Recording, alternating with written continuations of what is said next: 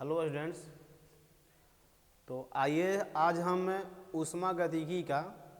ऊष्मागतिकी जो चैप्टर चल रहा था उसका हम अगला लेक्चर देखेंगे। पिछले लेक्चर में लेक्चर नंबर 1 जो था उसमें बताया गया था निकाय क्या होता है, मतलब सिस्टम क्या होता है। इसके बाद आपको बताया गया था परिवेश क्या होता है, ऊष्मागतिकी का परिभाषा बताए थे। निकाय 3 प्रकार का होता है, खुला निकाय, बंद निकाय और विलगित निकाय। तो ये 3 निकाय का प्रकार पिछले लेक्चर नंबर 1 में हो गया था। आज हम आपको पढ़ाएंगे निकाय के कौन कौन से गुण होते हैं। तो आज चलिए हम आपको पढ़ा रहे हैं निकाय के गुण। मेरे साथ आप लोग हेडिंग लिखेंगे, कॉपी और पेन लेकर के बैठिए और सोचते समझते हुए अपना नोट्स भी बनाते रहिएगा। मेरे साथ हेडिंग लिखेंगे आप, निकाय के गुण।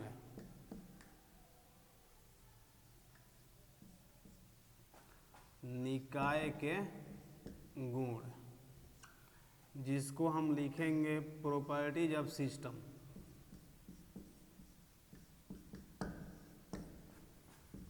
Properties of system. पहला नंबर है, फर्स्ट नंबर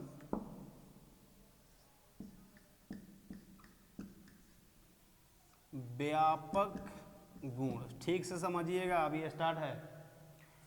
इसको इंग्लिश में बोलते हैं एक्सटेंसिव प्रॉपर्टी। एक्सटेंसिव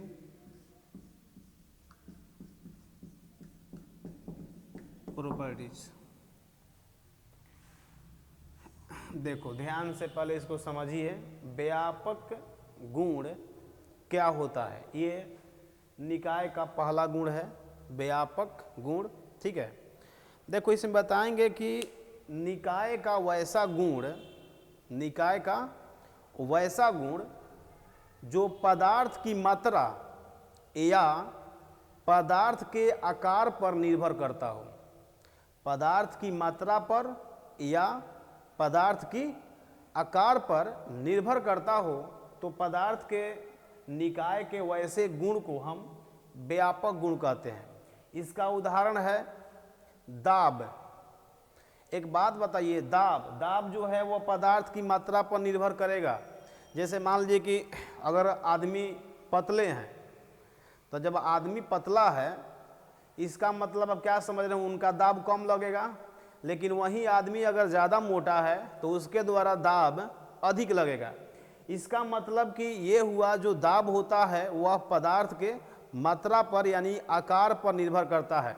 ठीक है, तो आइए चलते हैं। हम यहाँ पर पहले परिभाषा लिखेंगे, उसके बाद हम इसका कुछ उदाहरण देंगे। समझ में आ गया ना परिभाषा क्या है? चलो लिखो, तो बोल कर लिखवाएंगे। लिखिए, बोले निकाय का वैसा प्रकार, निकाय का वैसा प्रकार जो पदार्थ की मात्रा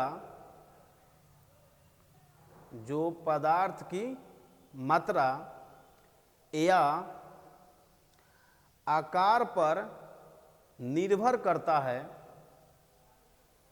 जो पदार्थ की मात्रा या आकार पर निर्भर करता है व्यापक गुण कहलाता है।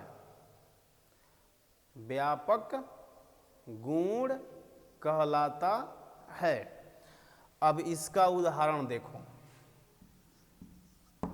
इसका उदाहरण हो जाएगा दाब। ठीक है, दाब मात्रा पर निर्भर करेगा। ठीक है, इसके बाद अगला नंबर हो जाएगा द्रव्यमान।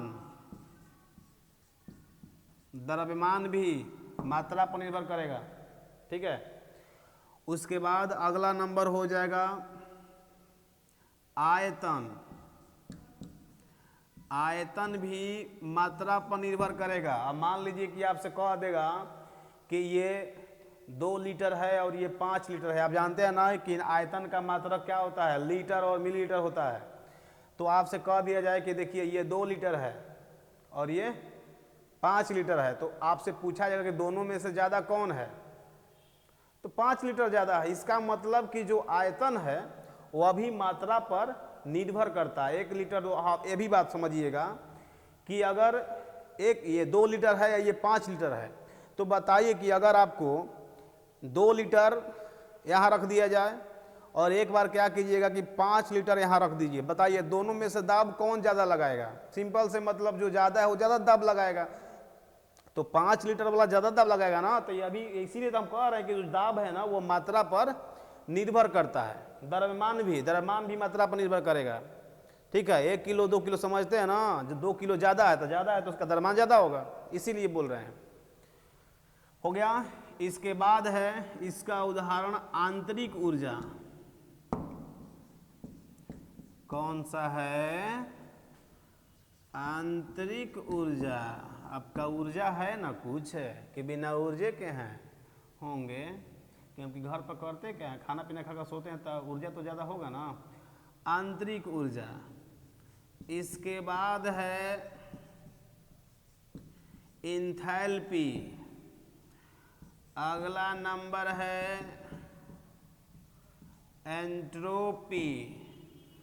उसके बाद है मुक्त ऊर्जा। समझे? देखो, दाब आपको पता होगा, द्रव्यमान आपको पता होगा, आयतन आपको पता होगा। आंतरिक ऊर्जा के बारे में हम पढ़ाएंगे, एंथैल्पी के बारे में पढ़ाएंगे, एंट्रोपी के बारे में पढ़ाएंगे और मुक्त ऊर्जा के बारे में हम पढ़ाएंगे। अब जैसे ही ये ख़त्म होगा आपका ये चैप्टर ख़त्म हो जाएगा, लेकिन जितना जल्दी हम ख़त्म बोल दिए उतना जल्दी ये सब ख़त्म होने वाला नहीं है, काफ़ी टाइम लगेगा इसमें। आंतरिक ऊर्जा में, इंथैल्पी में, एंट्रोपी में और मुक्त ऊर्जा में ये ख़त्म होगा, तब आपका ये ऊष्मागतिकी जो चैप्टर है वो ख़त्म हो जाएगा। ठीक है, तो पहले हम निकाय के गुण पढ़ रहे हैं, व्यापक गुण। उम्मीद है आपको समझ में आ गया होगा। इसको आप उदाहरण को स्क्रीनशॉट जल्दी ले लीजिए। हो गया? चलो अब देखो निकाय का दूसरा गुण।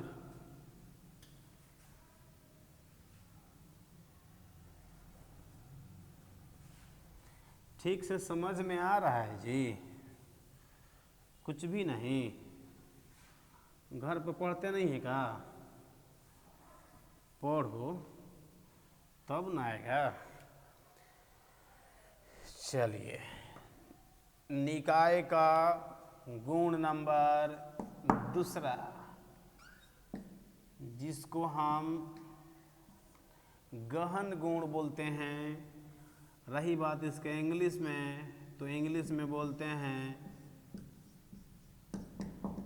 Intensive properties. ठीक है, देखो इसमें समझ लो। इसमें आपको बताएंगे कि पदार्थ की, ये निकाय की वैसा मात्रा, निकाय का वैसा गुण जो पदार्थ की मात्रा पर या आकार पर निर्भर नहीं करता है। आकार और मात्रा पर निर्भर नहीं करेगा तो वैसे गुण को हम बोलते हैं गहन गुण, और जो आकार और मात्रा पर निर्भर करेगा उसको बोलते हैं व्यापक गुण। जैसे इसका उदाहरण है घनत्व। अब मान लो कि एक लंबा सा हम छड़ लिए हैं, ये मकान बनाने वाला मान लो छड़ है, चलो ये छड़ है। अब इस छड़ का घनत्व तुम यहाँ पर चेक करो। ठीक है, यहाँ पर घनत्व का, ये छड़ का घनत्व चेक करो। एक बार क्या करो कि इसको यहाँ से काट दो, ऐसे काट दो, काट करके इसको अलग कर दो, तब इसका घनत्व हम चेक करो कहीं पर। तो बताइए ये पूरे छड़ का घनत्व चेक करो, और चाहे इसमें एक छोटे सा भाग ऐसे काट लो, छोटे सा भाग ऐसे काट लो, और काटने के बाद इसका घनत्व चेक करो, तो बताइए कि क्या इस छोटे से भाग का घनत्व अलग हो जाएगा ये पूरे छड़ से? नहीं समझा? मेरा कहने का मतलब ये है कि घनत्व आप पूरे छड़ का चेक करो, और चाहे इसमें छोटा सा एक भाग का चेक करो, घनत्व सभी का क्या होगा? सेम होगा। इसका मतलब ये है कि घनत्व जो है वह ये घनत्व जो होता है वह आकार पर और उसके मात्रा पर निर्भर नहीं करता है। क्या समझ में आया कि नहीं आया? अब देखिए दूसरा नंबर है पीएच मान। तो एक बात बताइए कि आपके खून का पीएच कितना होता है? 7.3 या 4 होता होगा, कहीं नहीं होता, जानते होंगे आप लोग। अब बताइए कि एक बाल्टी आपने आपके ब्लड का पीएच निकालिए। चलिए आपका ब्लड एक बाल्टी है, इसका पीएच, अच्छा इसमें से एक बूंद अपना खून निकालिए अलग, और एक बूंद का आप पीएच निकालिए, तो उसका अलग हो जाएगा? नहीं, पीएच खून का, ब्लड का जितना होता है वह एक बाल्टी निकालिए, चाहे 1 क्विंटल निकालिए, चाहे 1 बूंद निकालिए, पीएच उतना ही रहेगा। ठीक है, इसका मतलब कि पीएच जो होता है वह मात्रा यानी आकार पर निर्भर नहीं करता है, तो पीएच भी गहन गुण हो जाएगा, घनत्व भी गहन गुण होगा। क्या समझ में आया कि नहीं आया? चलो आ गया होगा, इतना देर तक बता रहे हैं, बकलोल होगा। अगर समझ में नहीं आया तो मेरा दोष मत दीजिएगा। किसका दोष देना है? अपना दोष। चलो लिखो यहां पर, बोले निकाय का वैसा गुण, निकाय का वैसा गुण जो पदार्थ की मात्रा, जो पदार्थ की मात्रा या आकार पर निर्भर नहीं करता है, या आकार पर निर्भर नहीं करता है, गहन गुण कहलाता है, गहन गुण कहलाता है। इसका उदाहरण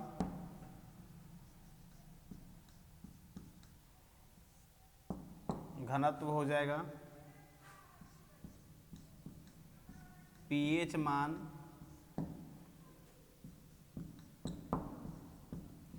सांद्रता, और भी आप लिख सकते हैं विशिष्ट घनत्व भी इसका उदाहरण हो जाएगा।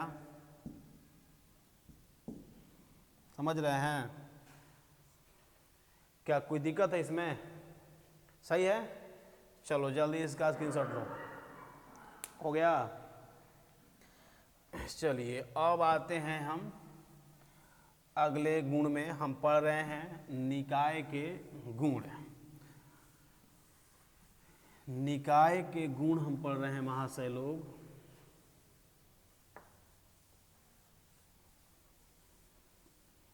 निकाय के गुण में हम अगला नंबर 3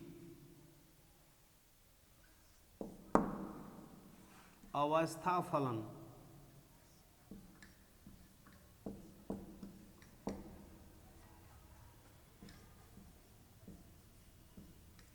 अवस्था फलन,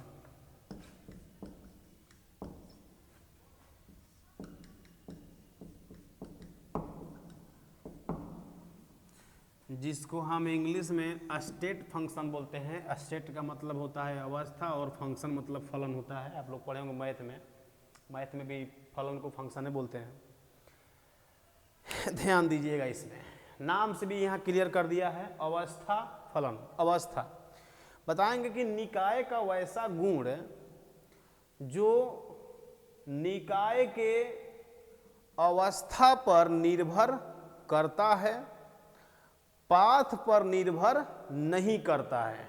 फिर से, निकाय का वैसा गुण जो निकाय के अवस्था पर निर्भर करता हो, निकाय के पाथ पर निर्भर नहीं करता है, पाथ रास्ता पर निर्भर नहीं करता है, तो वैसे गुण को हम अवस्था फलन बोलते हैं। जैसे सुनो, आप लोग फिजिक्स में पढ़ते होंगे, चलो ये पेन है, ठीक है, अगर ये पेन h ऊंचाई पर, धरती से मान लीजिए कि h ऊंचाई पर रखा हुआ है, चलो ये h ऊंचाई पर है, तो अगर आपसे कोई पूछेगा फिजिक्स में कि बताओ इस पेन का अभी एनर्जी, ऊर्जा कितना है, अभी कोई वस्तु अगर h ऊंचाई पर रखा हुआ है तो कोई पूछेगा आपसे कि इसका ऊर्जा कितना है, तो आप लोग जानते होंगे इसका ऊर्जा कितना होगा, mgh, m इसका द्रव्यमान हो गया मास। इसके बाद जी ग्रेविटेशनल, जी का मान जानते होंगे 9.8 होता है। इसके बाद एच ये हाइट, कितना ऊंचाई पर ये रखा गया है, तो mgh इसका क्या होगा, ऊर्जा होगा। लेकिन मान लीजिए कि इसको पटना ले जाइए, दिल्ली ले जाइए, कोलकाता ले जाइए और ले जा करके फिर वहीं रख दो इतना ही पर, जहाँ रखे थे पहले वहीं पर रख दीजिए। अब बताइए इसका ऊर्जा कितना होगा। क्या पटना ले करके चाहे दिल्ली से कोलकाता से ले करके फिर वहीं रख देंगे तो ऊर्जा बदल जाएगा? नहीं, उतना ही होगा। नहीं समझा? जहाँ रखे हैं घुमा करके फिर वहीं रखेंगे तो ऊर्जा उतना ही होगा। इसका मतलब ये हुआ कि आंतरिक ऊर्जा जो होता है ना, वह पाथ पर निर्भर नहीं करता है, निर्भर करता है अवस्था पर कि आप उसको रखे कहाँ पर हैं। आप कहीं से घुमा करके लाइए, अगर वहीं रखेंगे तो ऊर्जा उतना ही होगा, mgh होगा। क्या समझ में आ रहा है? कुछ है, यही समझाना था। लिखो यहां पर, निकाय का वैसा गुण, निकाय का वैसा गुण जो निकाय के अवस्था पर निर्भर करता है, जो निकाय के अवस्था पर निर्भर करता है, पाथ पर निर्भर नहीं करता है, पाथ पर निर्भर नहीं करता है, अवस्था फलन कहलाता है, अवस्था फलन कहलाता है। देखो इसका उदाहरण देखो,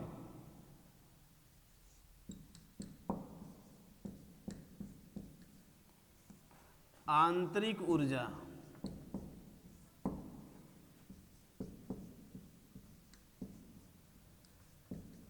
एंथैल्पी,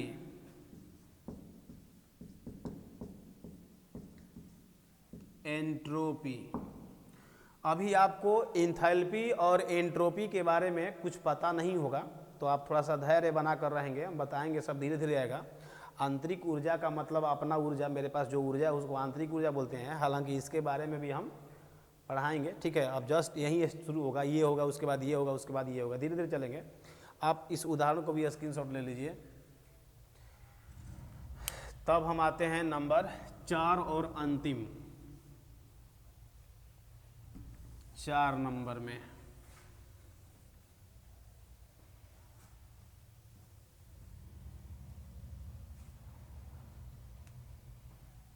देखो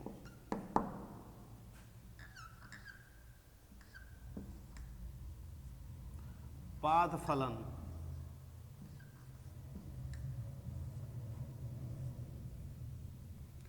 इसको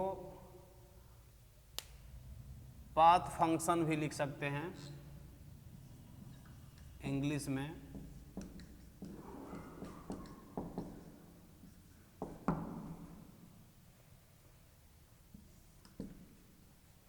लिखिएगा,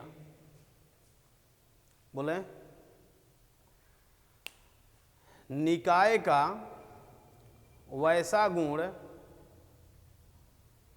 निकाय का वैसा गुण जो निकाय के पाथ पर निर्भर करता है, निकाय का वैसा गुण जो निकाय के पाथ पर निर्भर करता है, पाथ फलन कहलाता है, पाथ फलन कहलाता है।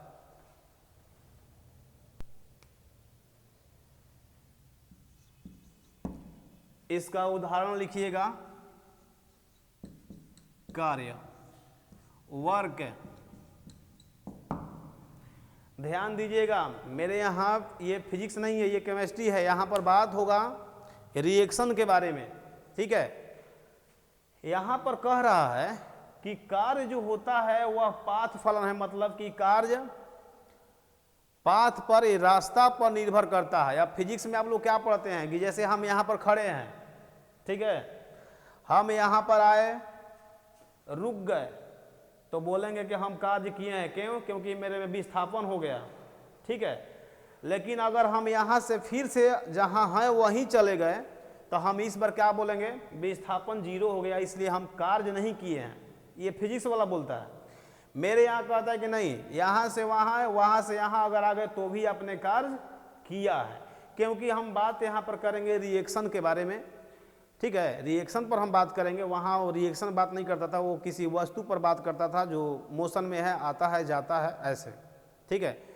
तो मेरे यहाँ कार्य समझ गए होंगे, कार्य जो होता है वो पाथ फलन है, मतलब कि पाथ पर निर्भर करता है। क्या कोई दिक्कत है तो बोलो, सही है। चलिए अब हम आते हैं आंतरिक गुण में। देखिए निकाय का गुण यही 4 गो है। पहला आपको बताया गया व्यापक गुण, दूसरा बताया गया गहन गुण, तीसरा आपको बताया गया अवस्था फलन, और चौथा बताया गया पाथ फलन। तो 4 खत्म हो गया। अब हम आते हैं आंतरिक ऊर्जा के बारे में। आंतरिक ऊर्जा क्या होता है ये खत्म होगा तब हम चलेंगे इंथैल्पी में, वो खत्म होगा तब चलेंगे हम इंट्रोपी में। चलो अब आप लोग ठीक से समझिएगा, माइंड बोर्ड पर रखिएगा, मार्केट में अपना दिमाग को मत ले जाइएगा, नहीं तो सब कुछ बाउंस हो जाएगा। फिर आप लोग कहेंगे कि आप ही को पढ़ाने नहीं आ रहा है, क्योंकि आप लोग दोस्त कभी अपने पर लेते नहीं हैं, दूसरे पर भले ही दे देंगे। तो आइए आंतरिक ऊर्जा में।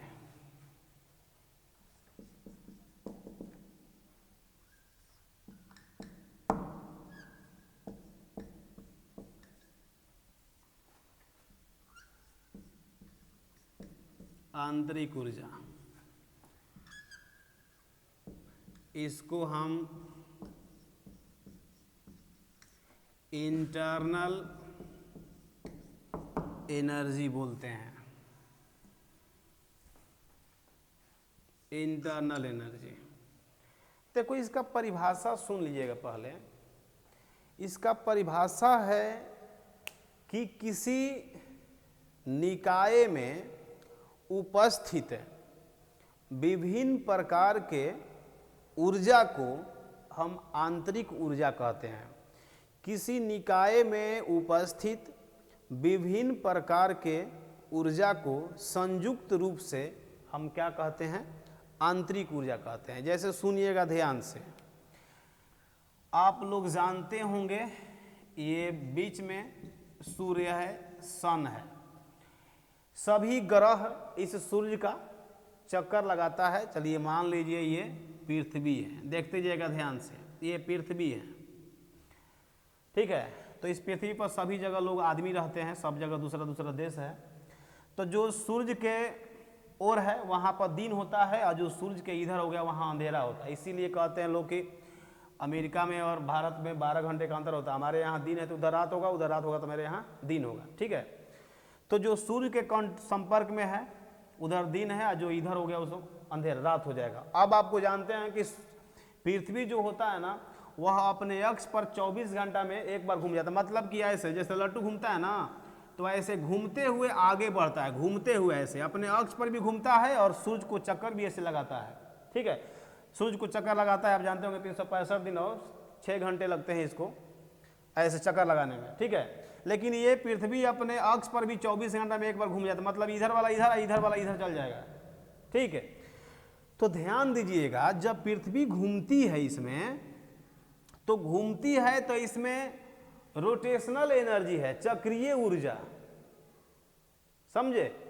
ये जब घूमती है अपने अक्ष पर तो घूमने से क्या होता है, इसमें रोटेशनल एनर्जी है। और जब ये आगे बढ़ती है तो इसमें गतिज ऊर्जा है, काइनेटिक एनर्जी। तो इसमें 2 तरह का एनर्जी है। जब दोनों तरह के हम एनर्जी, दोनों तरह के ऊर्जा को जोड़ देंगे ना, उसी को बोलते हैं कि वो आंतरिक ऊर्जा है। तो किसी भी पदार्थ में, जैसे मान लो हम यहाँ पर हैं, दौड़ने लगे तो मेरे में क्या हो गया, मेरे में गतिज ऊर्जा आ जाएगा, जानते होंगे आप लोग। और स्थिर है तो स्थितिज ऊर्जा, काइनेटिक, क्या कहते हैं, पोटेंशियल एनर्जी। तो आप लोग जल्दी से थोड़ा लिखिएगा, बोलें, लिखो। किसी निकाय में उपस्थित, किसी निकाय में उपस्थित विभिन्न प्रकार के ऊर्जा को, विभिन्न प्रकार के ऊर्जा को विभिन्न प्रकार के ऊर्जा को संयुक्त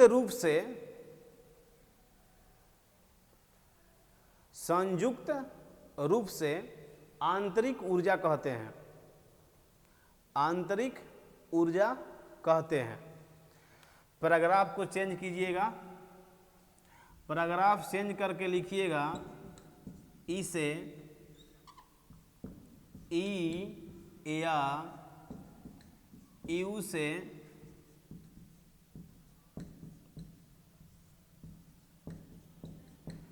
सूचित किया जाता है, सूचित किया जाता है। सही है। अब एक बात सुनो, एक बात सुनो, एक बात सुनो। नोट में, नोट लिखने से पहले आप लोग समझिएगा, उसके बाद लिखना तो है ही। ठीक से समझिएगा।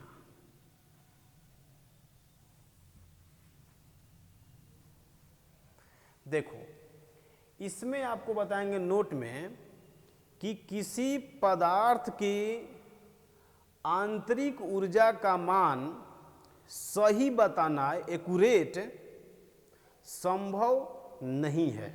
फिर से, किसी पदार्थ के आंतरिक ऊर्जा का मान सही बताना,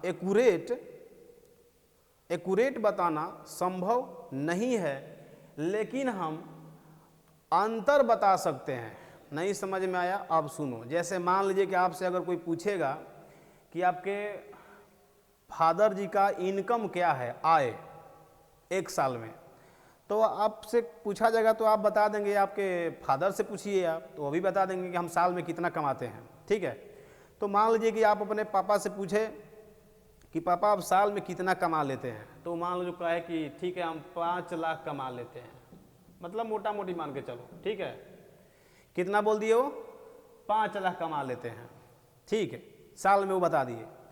अब साल खत्म हुआ, साल खत्म हुआ, और साल खत्म होने के बाद उनसे आप 5 लाख जुड़वाइए कि आप 5 लाख कहाँ कहाँ खर्च किए हैं।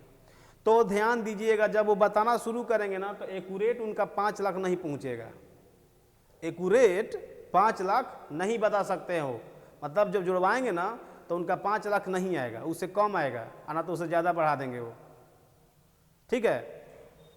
तो मान लीजिए कि जब 5 लाख है और 1 लाख इसमें से खर्च कर दिए, 1 लाख खर्च कर दिए, तो हम परिवर्तन तो बता सकते हैं ना कि आपके पास कितना बचा होगा, 4 लाख बचेगा।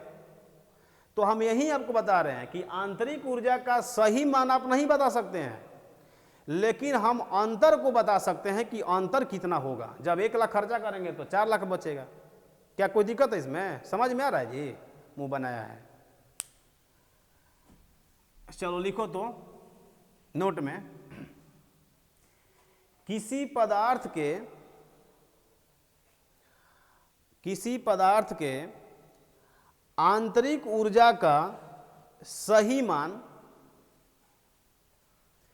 किसी पदार्थ के आंतरिक ऊर्जा का सही मान बताना संभव नहीं है। आंतरिक ऊर्जा का सही मान बताना संभव नहीं है, लेकिन आंतरिक ऊर्जा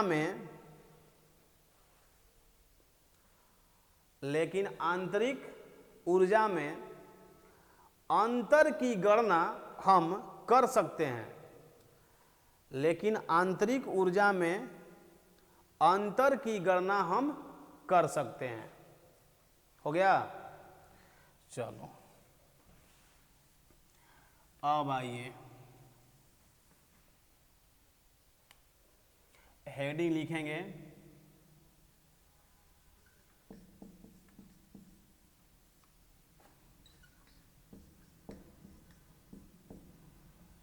किसी पदार्थ के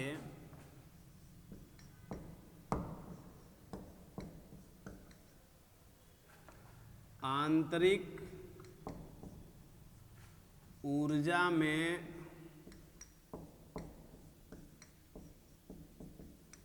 परिवर्तन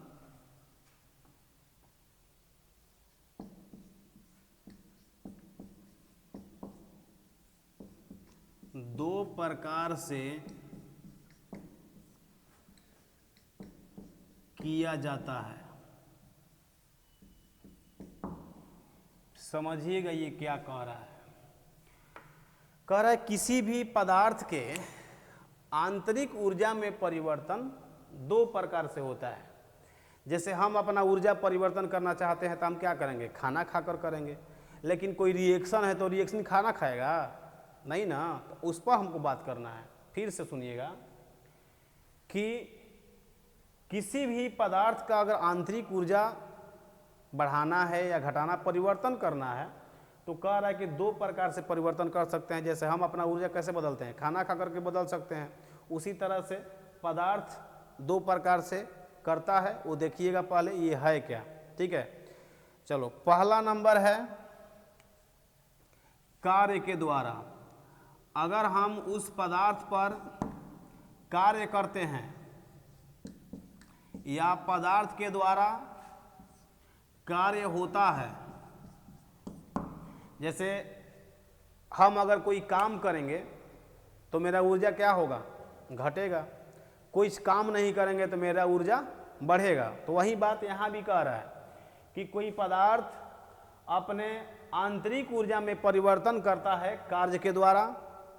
ठीक है, अगर काम करेगा तो ऊर्जा उसका घटेगा, काम नहीं करेगा तो ऊर्जा बढ़ेगा। तो यहाँ पर समझिएगा, निकाय के द्वारा किया गया कार्य, निकाय यानी पदार्थ है, निकाय के द्वारा किया गया कार्य, और एक होता है निकाय पर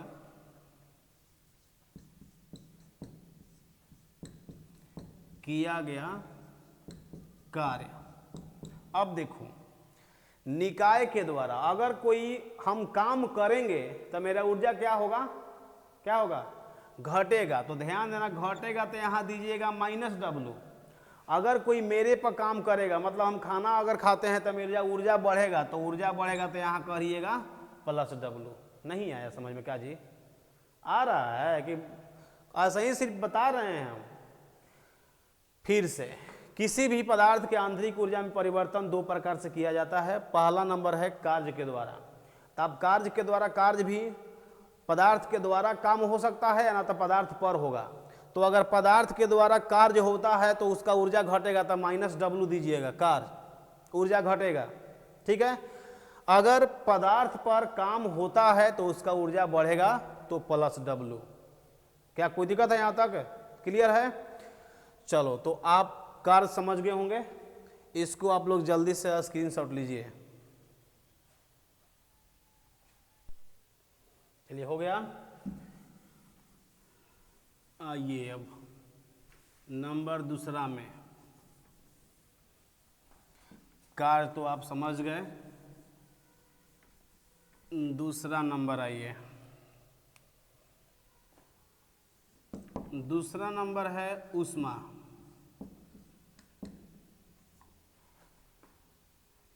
हीट। ठीक है, पहला समझ गए कार्य के द्वारा, दूसरा है ऊष्मा के द्वारा। निकाय के द्वारा, निकाय के द्वारा ऊष्मा अगर ग्रहण होता है, अगर कोई पदार्थ ऊष्मा को ग्रहण करता है तो आप उसमें जोड़ दीजिएगा +Q। ऊष्मा को हम Q से सूचित करते हैं, Q हीट। ठीक है, निकाय पर, निकाय के द्वारा, निकाय के द्वारा ऊष्मा त्याग। अब बताइए कि अगर कोई पदार्थ अपना ऊष्मा को त्याग करता है, देता है, तो उसका ऊर्जा क्या होगा, घटेगा, और घटेगा तो यहाँ पर दीजिएगा -q। ठीक है, अब सुनो, यहाँ पर थोड़ा सा आपको हम बता दे रहे हैं, कहाँ बताएं, चलो यहीं बता देते हैं, देखिएगा ध्यान से, ध्यान दीजिएगा महाशय लोग। चलो ये कोई हम निकाय मानते हैं, मतलब कोई पदार्थ है, ये कोई पदार्थ है, इसमें हम गैस लिए हुए हैं, ठीक है, ये निकाय है, ध्यान देते रहिएगा, ये है निकाय, पदार्थ है, ठीक है, चारों तरफ से बंद है। इस गैस का अभी ऊर्जा E है, इस गैस का ऊर्जा कितना है, E है। अब ध्यान दो, अगर हम इस गैस के ऊर्जा को बदलना चाहते हैं तो बदलने का दो तरीका है। इसका ऊर्जा बदलने का पहला है कार्य, इस पर हम कार्य करेंगे, अनथा इसके द्वारा कार्य हम लेंगे, इसके द्वारा कार्य करवाएंगे, अनथा इस पर हम कार्य करेंगे, दो तरीका। तो इस पर हम काम करते हैं, तो यहाँ पर देखिएगा, निकाय पर किया गया कार्य,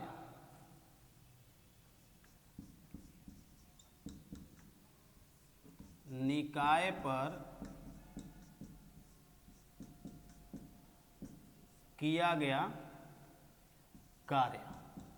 अब बताओ कि यदि हम निकाय पर कार्य करते हैं तो क्या होता है, उसका ऊर्जा +W से बढ़ेगा, तो उसका ऊर्जा आ गया कितना, देख लो देख लो देखो, उसका ऊर्जा बढ़ेगा, क्यों, क्योंकि हम निकाय पर कार्य किए हैं, तो अब उसका ऊर्जा हो जाएगा E+W।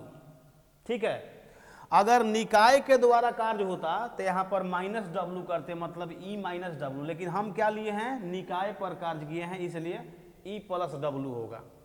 अब यहाँ से देखिएगा, अगर हो गया पहला नंबर, दूसरा नंबर है ऊष्मा, तो ऊष्मा कह रहा है कि अगर निकाय के द्वारा ग्रहण किया जाएगा तो +Q, अगर निकाय के द्वारा त्याग किया जाएगा तो -Q। तो हम यहाँ पर मान लेते हैं कि निकाय ऊष्मा ग्रहण किया है, तो ग्रहण किया है तो इसमें क्या करेंगे, +Q। ठीक है, निकाय के द्वारा ऊष्मा ग्रहण,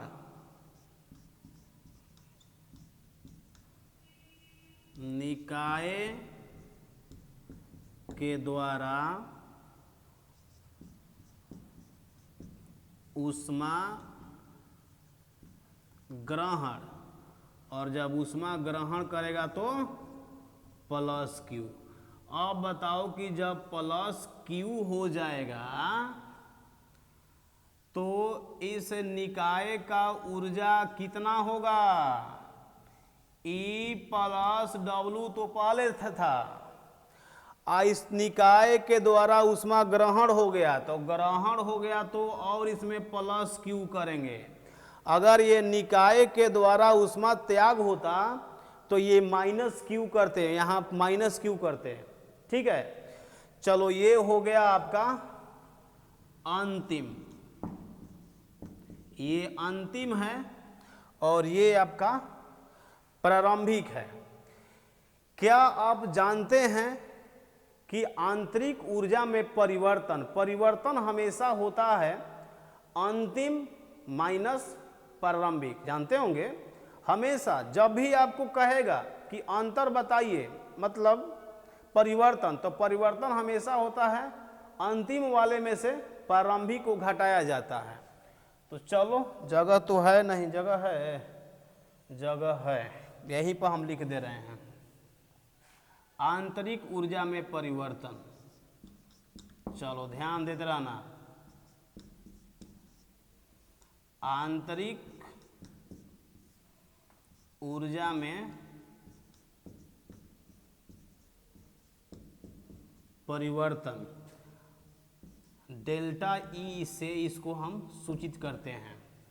बताओ अंतिम कितना है, E+W+Q अंतिम माइनस प्रारंभिक, प्रारंभिक कितना है ई है, तो प्रारंभिक यहाँ पर ई लिखो। देखो तो ई और ई क्या हो गया, कैंसिल हो गया। यानी कहने का मतलब कि डेल्टा ई बराबर आपका W प्लस क्यू आएगा, W प्लस क्यू आएगा। देखो कुछ आपको याद रहे चाहे न रहे, इसको आप जरूर याद रखिएगा, ये बहुत ही महत्वपूर्ण है। एक बात और समझ लो, ये तो हो गया आंतरिक ऊर्जा में परिवर्तन, W कार्य है और Q ऊष्मा है। अपने खोपड़ी में बात रखिएगा कि अगर पदार्थ यानी निकाय के द्वारा ऊष्मा का त्याग होगा तो आप यहाँ माइनस क्यू रखिएगा, अगर ऊष्मा ग्रहण होगा तो प्लस क्यू रखिएगा। यहाँ पर देखिए, अगर निकाय के द्वारा कार्य होगा तो माइनस W, अगर निकाय पर होगा तो प्लस W। हम माने हैं निकाय पर, देखिए निकाय पर किया गया कार्य तो प्लस W रखे हैं, ठीक है। यहाँ माने हैं निकाय के द्वारा ऊष्मा ग्रहण होता है तो प्लस क्यू, अगर निकाय त्याग करेगा तो आप माइनस क्यू रखिएगा, ठीक है। चलो एक छोटा सा क्वेश्चन है इस पर, इसको आप जल्दी से स्क्रीनशॉट लीजिए, जल्दी से आप स्क्रीनशॉट लीजिए। इसके बाद इस छोटा सा क्वेश्चन है,